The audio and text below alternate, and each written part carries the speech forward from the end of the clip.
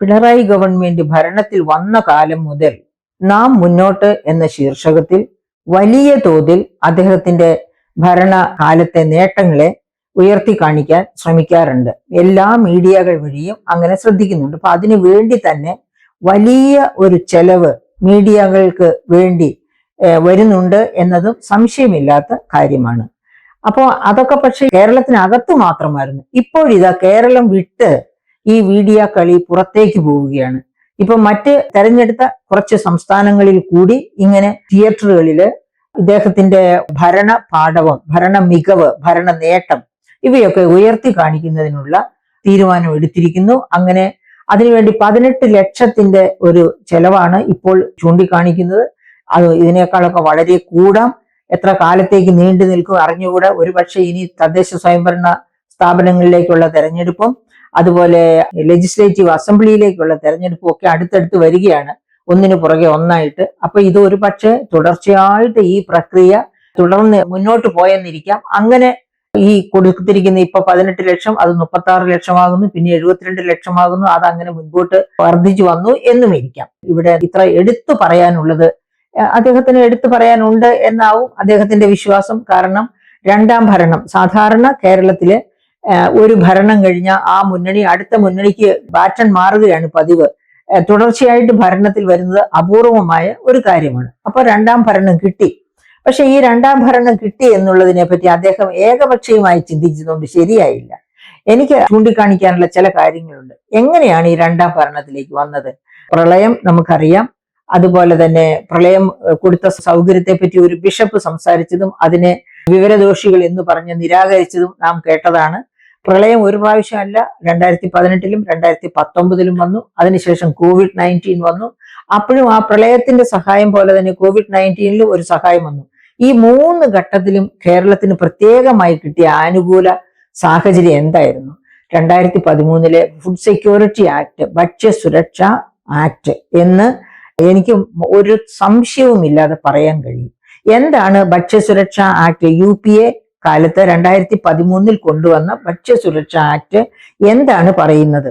ഒരു പ്രതിസന്ധി ഘട്ടമുണ്ടായാൽ 68% ജനങ്ങൾക്ക് ആഹാരം ഫ്രീ ആയിട്ട് ലഭ്യമാക്കണമെന്നാണ്. എന്ന് വച്ചാൽ വെറുതെ അരിവാഹാരം മാത്രമല്ല, 5 തരം പയറുവർഗ്ഗങ്ങൾ, ഭക്ഷ്യധാന്യങ്ങൾ, അതുകൂടാതെ എഡിബിൾ ഓയിൽ അതായത് ഭക്ഷ്യ എണ്ണ, പഞ്ചസാര, ഇത്രയും സാധനങ്ങളാണ് അതിന്റെ ലിസ്റ്റിൽ ഉള്ളത്. അപ്പൊ ഇത്രയും സാധനങ്ങൾ 68% ജനങ്ങൾക്ക് കൊടുക്കണം. ഇപ്പൊ നമ്മൾ കേൾക്കാറുണ്ട് 58 ലക്ഷം പേർക്കാണ് ഇവിടെ സാമൂഹ്യ സുരക്ഷാ പെൻഷൻ കൊടുക്കുന്നത് എന്നൊക്കെ പറയാറുണ്ട് സാധാരണ. എന്ന് പറയണത് പോലെ അതിലും കൂടുതലാണ്. 68% ജനങ്ങൾക്ക് ഭക്ഷണം അവകാശമാക്കുന്ന നിയമമാണ് ഭക്ഷ്യസുരക്ഷാ ആക്ട്. 2018-ലെ പ്രളയത്തിന് ശേഷവും 2019-ലെ പ്രളയത്തിന് ശേഷവും COVID-19 കാലത്തും ഒക്കെ ഈ സഹായം, ഈ ഭക്ഷ്യസഹായം വലിയ തോതിൽ കേന്ദ്രത്തിൽ നിന്ന് കിട്ടിയിരുന്നു. ഇനി COVID-19 കാലം കഴിയുന്നതോടെ ഇലക്ഷനും അതും കൂടി സമഞ്ജസമായിട്ട് ആണ് വന്നത്. അപ്പം എന്താണ് സംഭവിച്ചതെന്ന് നമ്മൾ കേട്ടിട്ടുണ്ട്, നമ്മൾ എല്ലാവരും കേട്ടിട്ടുണ്ട്. കമ്മ്യൂണിറ്റി കിച്ചൺസ്, അതായത് കുടുംബശ്രീ അംഗങ്ങളെ കൊണ്ട് കമ്മ്യൂണിറ്റി കിച്ചൺസ് നടപ്പിലാക്കി. ഈ കമ്മ്യൂണിറ്റി കിച്ചൺസിലേക്ക് വേണ്ട എല്ലാ ഉൽപ്പന്നങ്ങളും എവിടുന്ന ഫ്രീ ആയിട്ട് കിട്ടിയത്? കേന്ദ്ര ഗവൺമെന്റിൽ നിന്ന് ഫ്രീ ആയിട്ട് കിട്ടിയെന്ന് പറഞ്ഞാൽ ഇവിടെ ആരും മന്ത്രിമാർ പോലും സമ്മതിക്കത്തില്ല. എനിക്കറിയാം, കൈരളി TV-യിൽ വെച്ച് ഞാനും ഭക്ഷ്യമന്ത്രിയും തമ്മിൽ ഉടക്കുണ്ടായതാണ് ഒരു ദിവസം. ഇത് ഫ്രീ ആയിട്ട് കിട്ടാൻ അവകാശമുള്ളതാണ്, അങ്ങനെ തന്നെ കിട്ടും എന്ന് എനിക്ക് ഉറപ്പുണ്ട്. ഇനി മന്ത്രി അത് നിഷേധിക്കുന്നുവെങ്കിൽ നമുക്കൊന്നും പറയാനില്ല. മന്ത്രി അന്ന് നിഷേധിച്ചു, ഞാൻ എതിർക്കുകയും ചെയ്തു. ഓക്കെ, അപ്പം അങ്ങനെ കിട്ടിയ ഭക്ഷ്യ പദാർത്ഥങ്ങളെ ഭക്ഷണമാക്കി മാറ്റുന്നത് കുടുംബശ്രീ അംഗങ്ങളായിരുന്നു. ഇനി അതേ ഉൽപ്പന്നങ്ങളെ തന്നെ കിറ്റാക്കി മാറ്റിയത് ആരായിരുന്നു? ഇവിടുത്തെ റേഷൻ കടക്കാരായിരുന്നു കിറ്റാക്കി മാറ്റിയത്. എന്നിട്ട് കിറ്റാക്കി മാറ്റുന്നതിൽ അവരെ ഒരു പക്ഷേ പാർട്ടി പ്രവർത്തകരൊക്കെ സഹായിച്ചിട്ടുണ്ടാവും. ആ കിറ്റ് വിതരണം ചെയ്തത് റേഷൻ കടയിൽ നിന്നാണ്. ആ റേഷൻ കട വിതരണം ചെയ്ത കിറ്റും ആയിട്ട് വിതരണം ചെയ്തതിന്റെ ചെലവായിട്ട് ബഹുകോടികൾ കിട്ടാനുണ്ട് എന്ന് പറഞ്ഞ് ഓരോ പ്രാവശ്യവും ട്രേഡ് യൂണിയൻസ് നോക്കുകൂലി ചോദിക്കുന്നത് പോലെ സർക്കാർ ഇത് തന്നില്ലെങ്കിൽ ഞങ്ങൾ ഉടനെ റേഷൻ കടകൾ അടച്ചിടും എന്നും പറഞ്ഞ് അവർ സമരത്തിലേക്ക് പോകുന്നു എന്ന് പറഞ്ഞ് വീർപ്പ് മുട്ടിക്കുന്നത് അല്ലെങ്കിൽ വിറപ്പിക്കുന്നത് നമ്മൾ കണ്ടതാണ് ഈ കഴിഞ്ഞ വർഷമൊക്കെ മുഴുവൻ. അപ്പം എങ്ങനെയാണ് ഭരണത്തിൽ വന്നത് എന്നുള്ളതിന് വേറെ ആരെങ്കിലും എന്തെങ്കിലും പറയണോ? ഈ കിറ്റും കമ്മ്യൂണിറ്റി കിച്ചണും ഒരു പൈസ കയ്യിലില്ലാതെ ചെറുകിട നാമമാത്ര ഇടത്തരം സംരംഭങ്ങളൊക്കെ പൊട്ടിപ്പൊളിഞ്ഞ് ഒന്നിനും നടത്തിക്കൊണ്ടുപോകാൻ പറ്റാത്ത കാലമായിരുന്നു കോവിഡ് കഴിഞ്ഞ ഒരു പരിധി വരെയും. അപ്പൊ ഈവൻ ഇപ്പോൾ പോലും അവയ്ക്കൊന്ന് ഉയർത്തെഴുന്നേറ്റ് പഴയ രീതിയിലേക്ക് വരാൻ പറ്റിയില്ല. പലതൊക്കെ ഒരുപാട് എണ്ണങ്ങൾ മാഞ്ഞുപോയി ചരിത്രത്തിൽ നിന്ന് തന്നെ. അപ്പൊ അത്തരം ഒരു സാഹചര്യത്തിലാണ് കിറ്റ് കിട്ടുക. റേഷൻ കടകൾ വഴി ഈ പറയപ്പെട്ട പയറുൽപ്പന്നങ്ങൾ, പഞ്ചസാര, എണ്ണ ഇതെല്ലാം ചേർന്ന് കിറ്റ് കിട്ടുക. ഇതിൽ പരം സന്തോഷകരമായ മറ്റെന്താ ഉള്ളത്? അങ്ങനെയാണ് രണ്ടാം മോദി സർക്കാരിന് അനുമതി കിട്ടിയത്. പക്ഷെ അത് ഈ പറയപ്പെട്ട UPA ഗവൺമെന്റ് കൊണ്ടുവന്ന ഭക്ഷ്യസുരക്ഷ ആക്ടിന്റെ പിൻബലത്തിലാണ്. അവരുടെ മാത്രം പിൻബലത്തിലല്ല, അതിനകത്ത് BJP ഗവൺമെന്റിന്റെയും സഹായമുണ്ട്. ഭക്ഷ്യസുരക്ഷ ആക്ട് ഒരു കോൺസ്റ്റിറ്റ്യൂഷണൽ ആക്ട് ആയിരുന്നു, അതുകൊണ്ട് അവരത് മാറ്റിയില്ല. അല്ലായിരുന്നെങ്കിൽ അവരത് മാറ്റാൻ ശ്രമിക്കുമായിരുന്നിരിക്കാം, എനിക്ക് ഉറപ്പിച്ചു പറയാൻ വയ്യ. ഏതായാലും ആ ഭക്ഷ്യസുരക്ഷ ആക്ടിന്റെ മഹത്വം മനസ്സിലാക്കിക്കൊണ്ട് തന്നെയാണ് UPA ഗവൺമെന്റ് പോയി 2014 BJP ഗവൺമെന്റ് വന്നപ്പോഴും അവര് ആ ഭക്ഷ്യസുരക്ഷ ആക്ടിനെ ഒരു തരത്തിലും വിമർശിക്കുകയോ മാറ്റാൻ ശ്രമിക്കുകയോ ചെയ്തില്ല. അതുപോലെ തന്നെ നമുക്കറിയാം തൊഴിലുറപ്പ് പദ്ധതി, അതും 2005 UPA ഗവൺമെന്റ് കൊണ്ടുവന്നാണ്, ഒന്നാം UPA ഗവൺമെന്റ്. ആ പദ്ധതിയും അതുപോലെ തന്നെ BJP ഗവൺമെന്റ് താലോലിച്ചു കൊണ്ടുപോകാൻ നിശ്ചയിച്ചു. ഇത് രണ്ടും ചേർന്നാണ് നമ്മുടെ കോവിഡ് കാലത്ത് മനുഷ്യരെ മുഴുവനും കൊന്നൊടുക്കാതെ ജീവിച്ചു മുന്നോട്ട് പോകാനുള്ള സഹായം ചെയ്തത്. അപ്പൊ അത്ര ഉത്തമമായ രണ്ട് നിയമങ്ങൾ വികസിത ഭാരതത്തിന്റെ ചരിത്രം കണ്ടതിൽ ഏറ്റവും ഉത്തമമായ, അതായത് ഇനിക്വാളിറ്റി, അസമത്വം കുറച്ചു കൊണ്ടുവരിക, പാവപ്പെട്ടവന് ജീവനോപാധി നൽകുക എന്ന ഉദ്ദേശത്തോടു കൂടി കൊണ്ടുവന്ന ഏറ്റവും മഹത്തരമായ രണ്ട് ആക്ടുകളാണ് ഈ പറയപ്പെട്ട തൊഴിലുറപ്പ് പദ്ധതിയും അതുപോലെ തന്നെ ഭക്ഷ്യസുരക്ഷാ പദ്ധതിയും. ഈ രണ്ട് ആക്ടുകൾ ഒരുപക്ഷെ ഒരു ഡെമോക്രസിയിലും ഇത്ര മഹത്തരങ്ങളായ രണ്ട് ആക്ടുകൾ വന്നിട്ടില്ല എന്നും കൂടി ഓർക്കുക. ഡെമോക്രാറ്റിക് ഗവൺമെന്റ്സ് കൊണ്ടുവന്നിട്ടില്ല. അതായത് സാധാരണക്കാരെ ചേർത്ത് പിടിക്കാൻ കൊണ്ടുവന്ന ആക്ട്.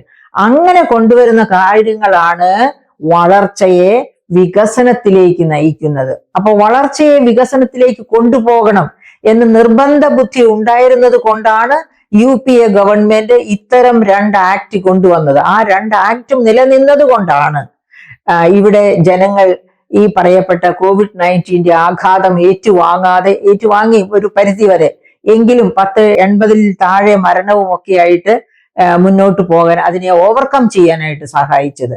അപ്പൊ അതൊക്കെ UPA ഗവൺമെന്റ് കാരണമാണ് എന്ന കാര്യം വിസ്മരിച്ചുകൊണ്ട് എന്റെ മിടുക്കാണ്, എന്റെ നേട്ടമാണ് ഈ രണ്ടാം ഭരണം, എന്റെ ഒന്നാം ഭരണത്തിന്റെ മികവ് കൊണ്ടും മിടുക്കുകൊണ്ടുമാണ് എനിക്ക് രണ്ടാം ഭരണത്തിന് അനുമതി കിട്ടിയത് എന്ന് വിശ്വസിക്കുകയോ മറ്റുള്ളവരെ അത് വിശ്വസിപ്പിക്കാൻ ശ്രമിക്കുകയോ ചെയ്യുന്ന ബഹുമാനപ്പെട്ട പിണറായി വിജയൻ സഖാവെ, താങ്കൾ ഈ കാണിക്കുന്നത് വലിയ തെറ്റാണ് എന്ന് ഞാൻ ചൂണ്ടിക്കാണിക്കുകയാണ്. അത് അറിയുന്ന ഒരുപാട് ജനങ്ങളും ഇവിടെ കാണുമായിരിക്കും. അത് ഇപ്പോഴെങ്കിലും മനസ്സിലാക്കിയിട്ടുണ്ടെങ്കിൽ ലോക്സഭാ ഇലക്ഷൻ അത് മനസ്സിലാക്കി വോട്ട് ചെയ്തു. ഒരു പക്ഷേ ഇനി വരാൻ പോകുന്ന ലോക്കൽ സെൽഫ് ഗവൺമെന്റിലും അതുപോലെ വരാൻ പോകുന്ന ഇലക്ഷനിലും ഒക്കെ പ്രകടമാകുമെന്ന് തന്നെയാണ് ഞാൻ വിശ്വസിക്കുന്നത്. ഇനി ഇങ്ങനെ അയ്യോ കേരളം ഒന്നാം സ്ഥാനത്ത് നിൽക്കുന്നു എന്ന് പറഞ്ഞ് പ്രഘോഷിക്കുന്ന താങ്കൾ ഒരു കാര്യം ഓർക്കുക. എവിടെ കിടക്കുന്നു നമ്മുടെ ആശുപത്രികളുടെ അവസ്ഥ, മെഡിക്കൽ കോളേജുകളുടെ അവസ്ഥ, നമ്മുടെ ആരോഗ്യരംഗം എവിടെ കിടക്കുന്നു? ആരോഗ്യരംഗം 8% GSDPയുടെ 8% സംസ്ഥാനം ആരോഗ്യ മേഖലയ്ക്ക് ചെലവഴിക്കണമെന്ന് പറഞ്ഞു. ബഹുമാനപ്പെട്ട ആരോഗ്യമന്ത്രിക്ക് അത് അറിയാമോ? അത്തരം ഒരു നിയമം കേന്ദ്രം കൊണ്ടുവന്ന ദേശീയ ആരോഗ്യ നയം 2017 അങ്ങനെ ഒരു നിയമം മുമ്പോട്ട് വെച്ചിട്ടുണ്ടോ എന്ന കാര്യം തന്നെ നമ്മുടെ ആരോഗ്യമന്ത്രിക്ക് അറിയുമോ എന്ന് എനിക്ക് അറിഞ്ഞുകൂടാ. ചോദിച്ചു നോക്കിയാലേ അറിയാവൂ അവരത് കേട്ടിട്ടുണ്ടോ, അറിഞ്ഞിട്ടുണ്ടോ, അല്ലെങ്കിൽ അവരുടെ കീഴിലുള്ളവർക്ക് അത് അറിയാമോ എന്ന കാര്യം. അപ്പൊ അങ്ങനെ ഇരിക്കെയാണ് നമ്മൾ കാത്ത് ലാബ്, അതായത് ആൻജിയോപ്ലാസ്റ്റി മുതൽ ഹൃദയ സംബന്ധമായ ഏത് രോഗത്തിനും ചികിത്സ കൊടുക്കേണ്ട ഓപ്പറേഷൻസും എല്ലാം നടത്തേണ്ട കാത്ത് ലാബ്, 2 കാത്ത് ലാബ് ഉണ്ടായിരുന്നതിൽ ഒന്ന് അടച്ചുപൂട്ടി, നേരത്തെ തന്നെ അടച്ചു പൂട്ടി കഴിഞ്ഞു. ഇപ്പൊ രണ്ടാമത്തെ ലാബിൽ മാത്രമാണ് രാവിലെ 8 മുതൽ രാത്രി 2 വരെ തുടർച്ചയായിട്ട് അതിന്റെ യന്ത്രം ജോലി ചെയ്തുകൊണ്ടിരിക്കുകയാണ്. ഹൃദയവുമായിട്ട് ബന്ധപ്പെട്ട ഓപ്പറേഷൻസ് മറ്റെല്ലാ കാര്യങ്ങളും പരിശോധനകളും എല്ലാം നടത്തിക്കൊണ്ടിരിക്കുകയാണ്. അതും എപ്പോ വേണമെങ്കിലും പണിമുടക്കാം. ഇതും അതായത് ആരോഗ്യ രംഗത്ത് 1-ാം സ്ഥാനത്ത് നിൽക്കുന്നു, ഹ്യൂമൻ ഡെവലപ്മെന്റ് ഇൻഡെക്സിൽ 1-ാം സ്ഥാനത്ത് എന്ന് പറയുന്ന സംസ്ഥാനത്താണ് 2 കാത്ത് ലാബുകളിൽ ഒന്ന് അടച്ചു പൂട്ടേണ്ടി വന്നത് എന്ന് നമ്മൾ ഓർക്കണം. എന്തുകൊണ്ടാണ് അടച്ചു പൂട്ടേണ്ടി വന്നത്? അതിന്റെ കാലം കഴിഞ്ഞു. അതായത് അത് സ്വയം പണി മുടക്കിയതല്ല, അതിന് ഇത്ര വരെ പ്രവർത്തിക്കാനാകൂ എന്നുണ്ട് ഒരു യന്ത്രത്തിന്. ആ കാലപരിധി കഴിഞ്ഞത് കൊണ്ടാണ് അത് അടച്ചുപൂട്ടേണ്ടി വന്നത്.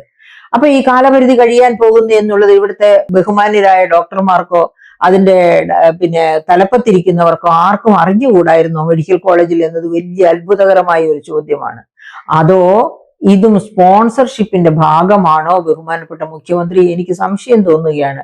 കാരണം പ്രൈവറ്റ് മെഡിക്കൽ കോളേജുകള്, പ്രൈവറ്റ് ആശുപത്രികള്, ഇവരൊക്കെ വലിയ തോതിൽ സ്പോൺസർഷിപ്പ് എടുത്തു കാണും.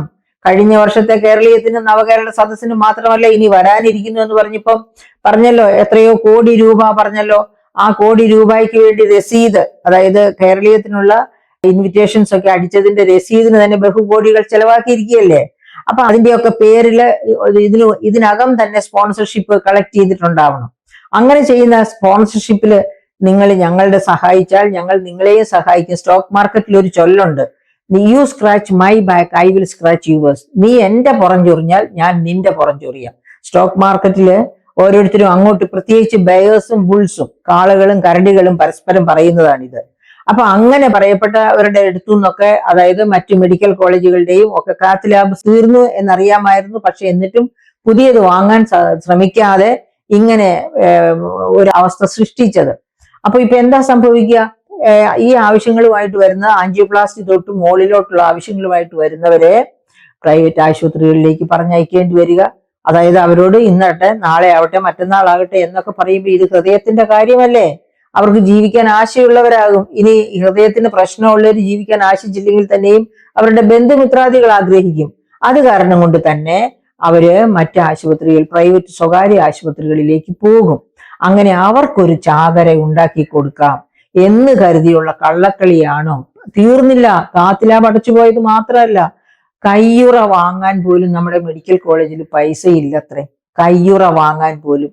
അപ്പൊ പിന്നെ എന്താ കയ്യുറ വാങ്ങുന്നതിന് പകരം ചെയ്യുന്നത്? അതും രോഗി കയ്യുറ, അതുപോലെ സർജറിക്ക് ആവശ്യമായ ഇൻസ്ട്രുമെന്റ്സ്, ഇതൊക്കെ രോഗിയോട് വാങ്ങിച്ചുകൊണ്ടുവരാൻ പറയും. അപ്പൊ സാമ്പത്തിക ശേഷിയുള്ള രോഗിയാണെങ്കിൽ വാങ്ങിച്ചുകൊണ്ടുവരും, സാമ്പത്തിക ശേഷി ഇല്ലാത്ത രോഗിയാണെങ്കിലോ വാങ്ങിച്ചുകൊണ്ടുവരില്ല. ഓർമ്മിക്കണം, നമ്മുടെ കോൺഗ്രസ് ഗവൺമെന്റിന്റെ കാലത്ത്, അതായത് ഉമ്മൻചാണ്ടി ഗവൺമെന്റിന്റെ കാലത്ത്, കാരുണ്യ ബെനവലന്റ് സ്കീം അനുസരിച്ച് ഒരു ഇൻഷുറൻസ് സ്കീം തന്നെ പാവപ്പെട്ടവർക്ക് വേണ്ടി ഹൃദയം, കരൾ, കിഡ്നി ഇങ്ങനെയുള്ള പ്രധാന അവയവങ്ങളുടെ വലിയ പണച്ചെലവുള്ള ശസ്ത്രക്രിയകൾ നടത്താനുള്ള ഇൻഷുറൻസ് പോളിസിക്കാണ് കാരുണ്യ ബെനവലന്റ് സ്കീം കൊണ്ടുവന്നത്. അങ്ങനെയുള്ള ഒരു ഗവൺമെന്റിനെ കഴിഞ്ഞു വന്ന ഗവൺമെന്റാണ് LDF ഗവൺമെന്റ്. LDF ഗവൺമെന്റിന്റെ കാലത്ത് ഇപ്പോ ബഹുകോടികൾ കുടിശ്ശിക കിടക്കുകയാണ് പ്രൈവറ്റ് ഹോസ്പിറ്റൽസിന് ഈ കാരുണ്യ ആരോഗ്യ പദ്ധതിയിൽ ചേർന്നതിന്റെ പേരിൽ. അങ്ങനെ അവരൊക്കെ ഇപ്പൊ കാരുണ്യ ആരോഗ്യ പദ്ധതിയിൽ നിന്ന് വിട്ടു നിൽക്കുകയാണ്. അപ്പോ മെഡിക്കൽ കോളേജും ഈ തരത്തിലായി കഴിഞ്ഞാൽ ഈ പാവപ്പെട്ട രോഗികൾ, ഇങ്ങനെ ഹൃദയവുമായിട്ട്, അല്ലെങ്കിൽ ക്യാൻസർ ബാധിച്ച്, അല്ലെങ്കിൽ ലിവറിന്റെ ഇതായിട്ട്, അല്ലെങ്കിൽ കിഡ്നി തകരാറിലായിട്ടൊക്കെ വരുന്നവർ എവിടെ പോകുമെന്നുള്ള കാര്യമാണ് നാം ആലോചിക്കേണ്ടത്. അങ്ങനെ, അതായത് കുത്തഴിഞ്ഞു കിടക്കുകയാണ് മെഡിക്കൽ രംഗം. അതുപോലെ തന്നെയാണ് മറ്റേത് രംഗം എടുത്താലും. നെല്ലിന്റെ താങ്ങുവില ഇപ്പോൾ പോലും പൂർണ്ണമായി കൊടുത്തു തീർത്തിട്ടില്ല. കഴിഞ്ഞ കൃഷിയുടെ അടുത്ത കൃഷി ഇറക്കേണ്ട കാലവും കഴിഞ്ഞ് ഒക്കെ ആയി, എന്നിട്ടും കഴിഞ്ഞ കൃഷിയുടെ പോലും താങ്ങുവില കൊടുത്തു തീർന്നിട്ടില്ല. സമസ്ത മേഖലകളിലും പ്രശ്നം. അപ്പോൾ ഈ പ്രശ്നങ്ങളുടെ കൂമ്പാരത്തിൽ കിടന്നുകൊണ്ട് മലമുറയിട്ട് കരയേണ്ട ഒരു ഗവൺമെന്റ് എങ്ങനെയാണ് നേട്ടങ്ങൾ കാണിച്ചുകൊണ്ടുള്ള സിനിമകൾ തിയേറ്ററിലൂടെ മറ്റ് സംസ്ഥാനങ്ങളിലേക്ക് അയക്കുന്നത്? ഏതെങ്കിലും ഒരു മലയാളി അത് കാണാൻ ഇട വന്നാൽ അത് വിശ്വസിക്കുമോ? ഇതൊക്കെ ആലോചിക്കുമ്പോൾ അത്ഭുതം തോന്നുകയാണ്. അപ്പൊ ഇതൊക്കെ നമ്മൾ കണക്ക് കൂട്ടുമ്പോൾ തന്നെ നമ്മൾ ഓർക്കണം, ഈ മെഡിക്കൽ സർവീസസ് കോർപ്പറേഷന് ടെന്നീസ് ക്ലബിൽ 11.5 ലക്ഷം രൂപ അടച്ച് അംഗത്വം എടുത്തു. അതായത് ടെന്നീസ് ക്ലബിലെ അംഗത്വത്തിന് വേണ്ടി 11.5 ലക്ഷം രൂപ അടച്ച് അംഗത്വം എടുത്തു. അംഗത്വത്തിന് മാത്രമായിട്ടാണെന്ന് ഓർക്കണം. അപ്പൊ ഇങ്ങനെയുള്ള കാര്യങ്ങൾക്കൊന്നും അതേ മെഡിക്കൽ കോർപ്പറേഷന്റെ കീഴിലുള്ള മെഡിക്കൽ സെന്ററുകളിൽ എങ്ങും മരുന്നുകളില്ല. അതായത് മെഡിക്കൽ കോളേജിന്റെ മെഡിക്കൽ സെന്ററിൽ പോലും മരുന്നില്ല. എന്താ കാരണം? മെഡിക്കൽ കോർപ്പറേഷൻ മരുന്ന് സപ്ലൈ ചെയ്യുന്ന കമ്പനികൾക്ക് ശതകോടി കണക്കിനുള്ള പണമാണ് കൊടുത്തു തീർക്കാനുള്ളത്. ആ പണം കൊടുക്കാത്തത് കാരണം കൊണ്ട് ടെൻഡർ എടുക്കാനോ ടെൻഡർ അനുസരിച്ച് മരുന്ന് സപ്ലൈ ചെയ്യാനോ കമ്പനികളെ കിട്ടുന്നില്ല. അതാണ്. അപ്പോഴും മെഡിക്കൽ കോർപ്പറേഷൻ എന്താ ചെയ്തിരിക്കുന്നത്? 11.5 ലക്ഷം രൂപ, അതും LDF ഗവൺമെന്റ് കാലത്താണ് കൊടുത്ത് ടെന്നീസ് ക്ലബിൽ അംഗത്വം എടുത്തിരിക്കുന്നു.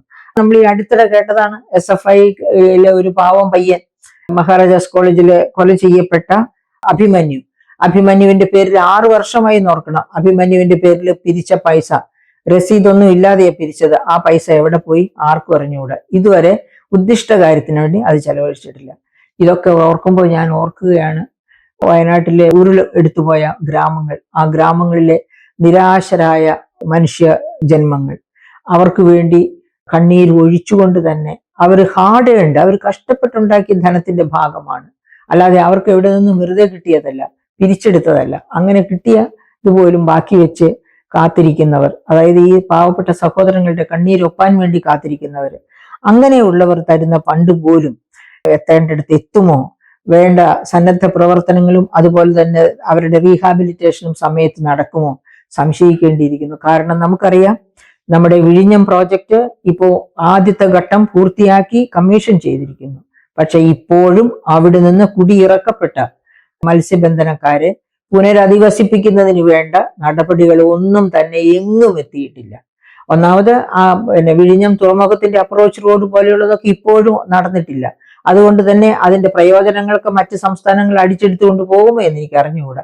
അവിടെ നിന്ന് നിഷ്കാസിതരായ പാവപ്പെട്ട ഫിഷർമെൻ ഫോക്ക്, അവർക്കിപ്പോ ഫിഷിങ്ങിന് പോകാൻ നിവൃത്തിയില്ല. നമുക്കറിയാം മുതലപ്പുഴയിലൊക്കെ എത്ര പേരാണ് മരിക്കുന്നത് എന്ന്. അപ്പൊ അങ്ങനെ ഉള്ള പ്രശ്നങ്ങളും ഒക്കെ ഉണ്ട്. അവരെ റീഹാബിലിറ്റേറ്റ് ചെയ്യാൻ ബദ്ധശ്രദ്ധമായ ഒരു ഗവൺമെന്റ് എത്ര വർഷമായി 2015 ഒപ്പിട്ട കരാറാണ് 2024 എന്ന് വെച്ചാൽ ഏകദേശം 10 വർഷത്തോളമായി ഇതുവരെയും അവരെ റീഹാബിലിറ്റേറ്റ് ചെയ്യാൻ വേണ്ടിയും ഒന്നും ചെയ്തിട്ടില്ല എന്ന് നമ്മൾ ഓർക്കണം. അതുകൊണ്ട് വയനാടിന് വേണ്ടി കൂടുതൽ ഉച്ചത്തിൽ കരഞ്ഞാൽ മാത്രമേ എന്തെങ്കിലും നടക്കൂ. ഇല്ലെങ്കിൽ അവരെന്നും ഇതുപോലെ അങ്ങോട്ടും ഇങ്ങോട്ടും സങ്കടങ്ങൾ പറഞ്ഞും നമ്മളെ കരയിച്ചും, അവർ കരയുന്നതോടൊപ്പം നമ്മളെ കരയിച്ചും നടക്കേണ്ട ഗതികേട് വരും. അതുകൊണ്ട് ഈ ഗവൺമെന്റിന്റെ വർണ്ണപ്പകിട്ടിൽ ഭ്രമിച്ച് നാം നിശബ്ദരായി ഇരുന്നുകൂടാ. നാം ശക്തിയായിട്ട് തന്നെ ഇത്തരം കാര്യങ്ങൾ ഉറക്കെ വിളിച്ചു പറയണം.